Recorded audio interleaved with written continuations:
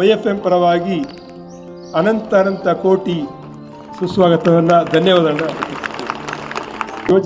ಯೋಚನೆಯನ್ನು ಕೊಡುವಂಥ ಶ್ರೀಹರಿಯವರು ಈ ದಿನ ಮತ್ತು GSS ಸಂಸ್ಥೆಯ ಅಧ್ಯಕ್ಷರು ಹಾಗೂ ನಮ್ಮೆಲ್ಲರಿಗೂ ಕೂಡ ಚಿರಪರಿಚಿತ ಅವರು ಮಾಡುವಂಥ ಒಂದು GSS ಮಾಧ್ಯಮ ಹರಿಯಣ್ಣನವರಿಗೆ ಸುಸ್ವಾಗತವನ್ನು ಬಯಸುತ್ತೀನಿ. ಮತ್ತು ನಮ್ಮ ಶಶಿಕುಮಾರ್ ಭಾರತ್ ಸ್ವಾಭಿಮಾನಿ ಟ್ರಸ್ಟ್ ಅವರು ನಿಶಬ್ದವಾಗಿರ್ತಾರೆ, ಆದರೆ ಒಳಗಡೆ ಅದ್ಭುತವಾದ ಕೆಲಸವನ್ನು ಮಾಡ್ತಾರೆ. ಅವರು ಇಲ್ಲಿ ಆಕ್ಚುಲಿ ಎಲ್ಲರೂ ಯೋಗನೇ ಆಸನ ಹೇಳ್ಕೊಡ್ಬೇಕು ಅಂತಿಲ್ಲ, ಯೋಗಕ್ಕೆ ಸಂಬಂಧಪಟ್ಟಂತಹ ಯಾವುದೇ ಒಂದು ಕಾರ್ಯಕ್ರಮಕ್ಕೆ ಪ್ರೋತ್ಸಾಹ ಕೊಟ್ಟು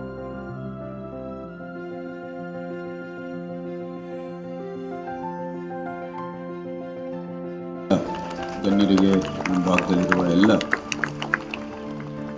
ಮೈಸೂರಿನ ಯೋಗ ಅಭಿಮಾನಿಗಳೇ, ಇಂದು ನಮ್ಮ ಮೈಸೂರು